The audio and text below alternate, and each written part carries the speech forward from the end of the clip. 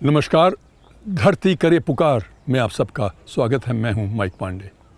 हम सब जानते हैं कि ऑक्सीजन प्रकृति की एक अनमोल देन है, हमारे लिए ही नहीं, पृथ्वी के लाखों जीवों के लिए भी।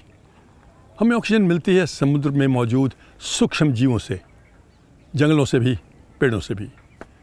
जंगल एक अहम भूमिका निभाते हैं। साफ हवा, जल के अलावा औषधियों का भंडार हैं ये। क्या आप जानते हैं, एक मनुष्य को एक दिन जीवित रहने के लिए सैकड़ों लीटर ऑक्सीजन की ज़रूरत पड़ती है, और हमारे जीवन काल में कुदरत हमें लाखों करोड़ों की ऑक्सीजन मुफ्त में उपलब्ध कराती है। पर क्या हम इसका सम्मान या आदर करते हैं? सोचने की बात है। तो ज़रूरत है इस तेज़ी से विकसित होती दुनिया में जंगलों को सहेज के रखने की और एक पर्यावरण अनुकूल जीवन शैली अपनाने की। आज धरती करे पुकार के एपिसोड में देखते हैं जंगलों से मिलने वाली इकोसिस्टम सर्विसेज यानी पारिस्थितिकी तंत्र सेवाएं।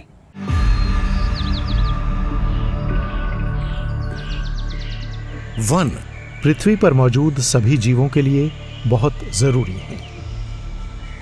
ये बहुत सी प्रजातियों के रहने के लिए प्राकृतिक आवास मुहैया कराते हैं। ये नमी उपलब्ध कराने में एक अहम भूमिका निभाते हैं, बारिश को नियंत्रित रखते हैं, वातावरण को ठंडा रखते हैं, मिट्टी का कटाव और बाढ़ रोकते हैं और हवा से प्रदूषण को दूर करने में भी मदद करते हैं। पृथ्वी के करीब 30% जमीनी हिस्से पर वन मौजूद हैं। ये एक ऐसी अहम कड़ी है जो तमाम जीवों को आपस में जोड़ती है। एक मकड़ी का जाल जैसे वेब ऑफ लाइफ, एक इंटरकनेक्टेड इंटरडिपेंडेंट फूड चेन। जीवन का एक ऐसा नाजुक ताना बाना जहां हर धागा अपने वजूद के लिए दूसरे पर टिका है। वन हमारे ग्रह के फेफड़े हैं। एक वन एक साल में कई अरब टन कार्बन डाइऑक्साइड को सोख सकता है और उसके बदले में पूरा साल ऑक्सीजन मुहैया कराता है। इस तरह ये जलवायु में बदलाव को कम करने और कार्बन को सोखने में मदद करते हैं। एक कारगर प्राकृतिक कार्बन सिंक। वन हमें पानी उपलब्ध कराते हैं। पृथ्वी के ये प्राकृतिक स्पंज नमी को कायम रखते हैं, हमारे भूजल का पुनर्भरण करते हैं और हमारी जल धाराओं, नदियों और झीलों के लिए मीठा जल उपलब्ध कराते हैं। एक बड़ा पेड़ एक दिन में सैकड़ों लीटर पानी जमीन से ऊपर खींचता है और इसे अपनी हर पत्ती तक पहुंचाता है। पत्तियों से पानी वाष्प के रूप में वातावरण में सम्मिलित हो जाता है। ये वाष्प वायुमंडल की ठंडी हवा से मिलते ही बारिश का रूप धारण कर पृथ्वी पर बरस पड़ती है। यह है कुदरत का सदा चलता रहने वाला जल चक्र, हाइड्रोलॉजिकल साइकिल। भारत में विविध परिदृश्य वनों की एक समृद्ध श्रृंखला को बढ़ावा देते हैं, जिनमें से प्रत्येक की अपनी अनूठी विशेषताएं और पारिस्थितिकी तंत्र सेवाएं हैं, जो प्रकृति और मानव कल्याण दोनों के लिए महत्वपूर्ण हैं। भारत में कई तरह के वन और वृक्ष हैं, जो देश के करीब 24.62% हिस्से में फैले हैं। ऊंचाई पर मौजूद हिमालय के वन, उत्तर पूर्व और दक्षिण भारत के वर्षावन यानी रेन फॉरेस्ट, मध्य प्रदेश के झाड़ झंखाड़ वाले वन और राजस्थान के खुश्क इलाकों में मौजूद कांटेदार झाड़ियों वाले वन। इनमें से प्रत्येक वन प्रकार, जैव विविधता और पारिस्थितिकी तंत्र सेवाओं का खजाना है, जो वर्तमान और भविष्य की पीढ़ियों के लिए उनके संरक्षण के महत्व को उजागर करता है।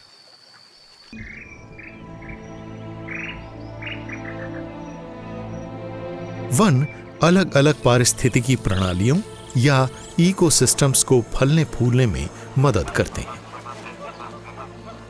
वन हमें सिर्फ हवा और पानी ही मुहैया नहीं कराते, पूरी पृथ्वी का संतुलन बनाए रखने में सहयोग भी देते हैं। वन कई तरह की पारिस्थितिकी तंत्र सेवाएं यानी इकोसिस्टम सर्विसेज प्रदान करते हैं, जैसे कि प्रावधानीकरण यानी प्रोविजनिंग सर्विसेज, नियामक यानी रेगुलेटिंग सर्विसेज, सांस्कृतिक यानी कल्चरल सर्विसेज और सहायक सेवाएं यानी सपोर्टिंग सर्विसेज। प्रावधान सेवा जैसे भोजन, पीने का पानी, लकड़ी, ईंधन, प्राकृतिक गैस, तेल, पौधे जिनसे कपड़े, अन्य सामग्रियां और औषधियां बनाई जा सकती हैं। नियामक यानी रेगुलेटिंग सर्विसेज जीवन को संभव बनाने वाली आधारभूत सेवा। पौधे हवा को साफ करते हैं और पानी को छानते हैं।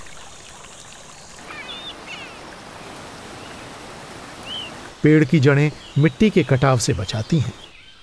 परागण जीवन की एक अटूट कड़ी है। सांस्कृतिक यानी कल्चरल सर्विसेज गैर भौतिक लाभ जो लोगों के विकास और सांस्कृतिक उन्नति में योगदान देता है। ज्ञान का निर्माण, विचारों का प्रसार, संगीत, कला, सदियों से चली आई सांस्कृतिक धरोहर को जीवंत रखना। सहायक सेवाएं यानी सपोर्ट सर्विसेज विभिन्न जीवों के लिए आवास प्रदान करती हैं। जैव विविधता को बनाए रखना, पोषक चक्र और पृथ्वी पर जीवन का समर्थन करने की एक मजबूत बुनियाद है। जल, जंगल, जमीन, जीव, जंतु सब आपस में बहुत करीब से जुड़े हैं। जंगल है तो हम हैं।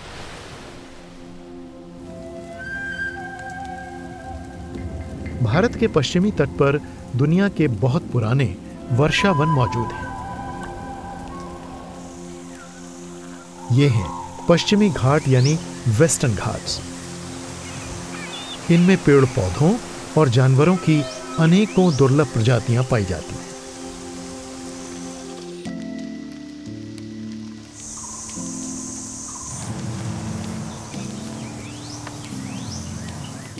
ये वन लगभग 1,40,000 वर्ग किलोमीटर से भी ज्यादा इलाके में फैले हुए हैं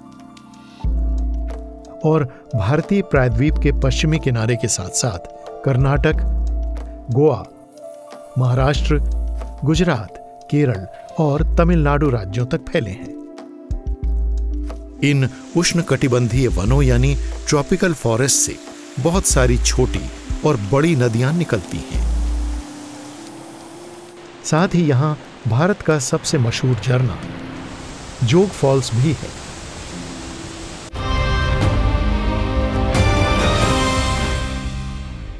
इकोसिस्टम्स वैल्यूएशन अगर देखी जाए तो दक्षिणी भारत में करीबन 400 to 600 मिलियन लोग वेस्टर्न घाट से पानी उपलब्ध करते हैं और वेस्टर्न घाट से आज भी अगर देखा जाए तो 360 से ज़्यादा नदियाँ छोटी और बड़ी बहती हैं। यहीं जोग फॉल्स भी अपना जन्म लेती है और ये पानी अगर रुक जाए और ये जंगल लुप्त हो जाएं तो ये पानी भी रुक जाएगा। सोचने की बात है कि जंगल जो हमें पानी देते हैं हम कभी नहीं सोचते उनकी कीमत क्या है। हमारे घर में अनाज कैसे आता है, उसी पानी से सींचा जाता है जो ये जंगल पैदा करते हैं, आपके लिए, हमारे लिए, हमारे पूरे देश के लिए। ये वन करोड़ों लोगों की जीवन रेखा है। इनमें किसान और स्थानीय समुदाय शामिल हैं। इसके अलावा ये वन इस इलाके के पेड़ पौधों और जानवरों के लिए भी बहुत जरूरी है। वन हजारों साल से हमारी लगातार बढ़ती मांगों को पूरा करते आए हैं। इन मांगों में खाना, पानी, लकड़ी, फाइबर और ईंधन शामिल है और इन पर हमें कोई निवेश या खर्च भी नहीं करना पड़ता। लेकिन बदकिस्मती से जलवायु परिवर्तन और मांग के बढ़ने की वजह से वनों पर भारी दबाव पड़ रहा है। ये समझना बहुत जरूरी है कि हम वनों की सेवाओं की कीमत समझें, जो हमें प्रकृति की देन है और बिना शुल्क हमें मिलती है। पर वनों की भी एक सीमा है। इनका आदर और संवेदना से इस्तेमाल करना बहुत जरूरी है। किसी भी चीज का महत्व अक्सर हम तभी समझते हैं जब हमें उसकी कीमत मालूम हो। और जंगल एक ऐसा प्रदाता है जिसका इस्तेमाल तो हमें पता है, लेकिन उसकी इस्तेमाल में आने वाली वस्तुओं और पदार्थों की कीमत हमें नहीं पता।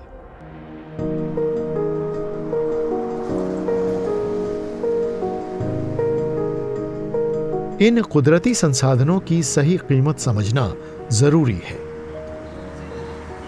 तभी हम इनका दुरुपयोग और अंधाधुंध दोहन करने से बच सकेंगे।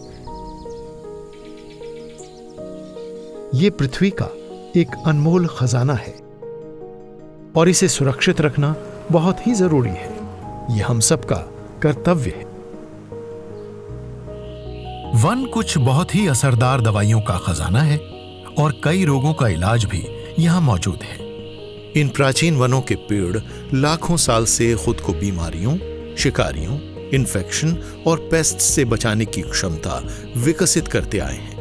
अब यही इंसानों की कई बीमारियों के उपचार का विकल्प है।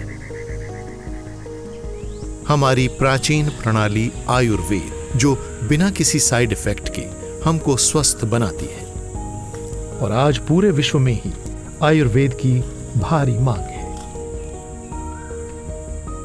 जलवायु परिवर्तन, जैव विविधता के घटने से बड़ा नुकसान हुआ है। अब सरकार द्वारा स्थानीय समुदायों को ट्रेनिंग दी जा रही है। भारत में औषधीय पौधों की सैकड़ों किस्में इस्तेमाल हो रही हैं और कई नई किस्मों पर खोज जारी है। ये स्थानीय समुदायों की आजीविका के लिए बहुत महत्व रखती है। एक्सेस एंड बेनिफिट शेयरिंग यानी एबीएस मॉडल में मुनाफे को स्थानीय समुदायों के साथ बांटा जाता है, जो काफी असरदार साबित हुआ है। वन और नेशनल पार्क के आसपास रहने वाले समुदायों के लाखों लोगों को इस योजना का लाभ मिल रहा है। भारत में देहाती इलाकों के परिवारों का चूल्हा ज्यादातर वन की लकड़ी से ही जलता है। वनों पर से ये दबाव कम करने की जरूरत है।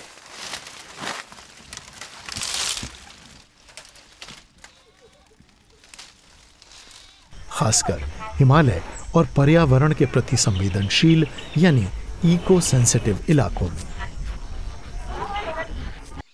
इको सेंसिटिव इलाकों की सुरक्षा स्थानीय समुदायों और पारिस्थितिकी तंत्र दोनों की स्थिरता के लिए आवश्यक है। लाखों लोगों और अनगिनत प्रजातियों के जीवन की बुनियाद है। जीवन के नाजुक संतुलन को कायम रखने के लिए जरूरी है। इसी पहल को आगे बढ़ाते हुए हिमाचल प्रदेश के कुछ गांवों में कम्युनिटी सोलर यानी सौर ऊर्जा पैनल लगा दिए गए हैं। इससे जलाई जाने वाली लकड़ी की खपत में काफी कमी आई है और वनों पर से दबाव घटा है।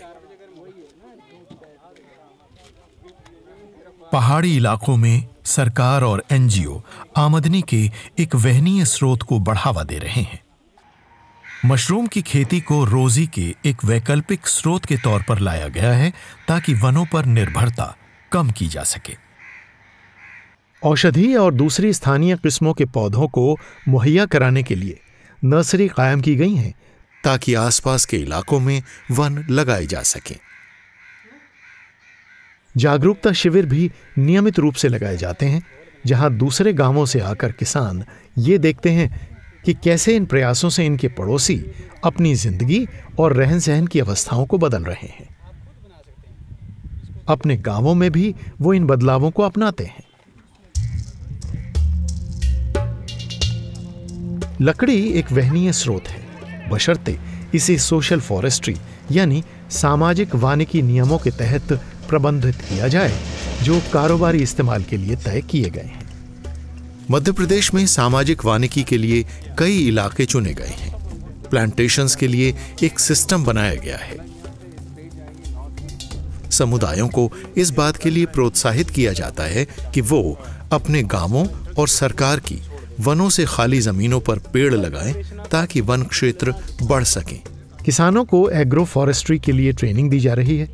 उन्हें प्रोत्साहित किया जा रहा है कि वो अपनी बंजर जमीनों पर टीक और साल के पेड़ लगाएं, जिससे एक ठोस आमदनी प्राप्त हो सके। आंध्र प्रदेश के हासन में भी एक पहल कामयाब साबित हुई है। स्थानीय समुदायों को साफ ऊर्जा मुहैया कराने के लिए कृषि वानिकी पर आधारित बायोफ्यूल का उत्पादन किया गया है। यह जलावन की लकड़ी का एक नया विकल्प है। स्थानीय महिलाएं नीम और अन्य पेड़ों के बीजों को बटोरकर उनसे तेल निकालती हैं। ये जैव ईंधन हासिल करने से जुड़ी एक बहुत ही कामयाब पहल रही है। इससे वन की सुरक्षा और जलावन की लकड़ी का एक असरदार विकल्प मिला है। इस अभियान की कामयाबी से प्रोत्साहित होकर आसपास के 4000 से ज्यादा गांव इस विकल्प के साथ जुड़ गए हैं। जब भी विकास से जुड़े उद्देश्य के लिए किसी संसाधन का प्रयोग किया जाता है, तो उस इकोसिस्टम सर्विस को कंपनसेट करने के लिए संबंधित एजेंसी या विभाग द्वारा उसकी राशि जमा करवा दी जाती है और वो राज्यों के माध्यम से उन्हीं वनों को पुनः उजागर करने के लिए इस्तेमाल की जाती है।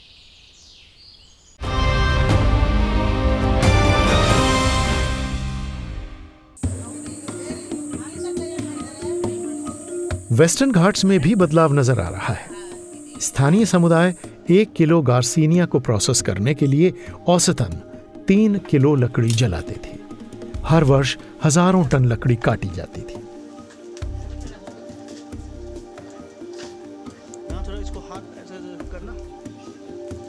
पर आज वन विभाग और संयुक्त वन प्रबंधन समिति के माध्यम से जो साझेदारी हुई है, वो बहुत कामयाब रही है। इन ऊर्जा कुशल ड्रायर्स की वजह से लकड़ी का इस्तेमाल करीब 90% घट गया है। इससे वनों पर से भारी दबाव भी घटा है। जागरूकता कार्यक्रमों और तकनीकी ट्रेनिंग से वनों के महत्व को लेकर एक नई समझ पैदा हुई है। India state of forest report के हिसाब से बीते वर्षों में भारत में फॉरेस्ट कवर बढ़ा है। ये परिणाम है जागरूकता का, वन विभाग की कोशिशों का और सरकार की बनाई नीतियों का।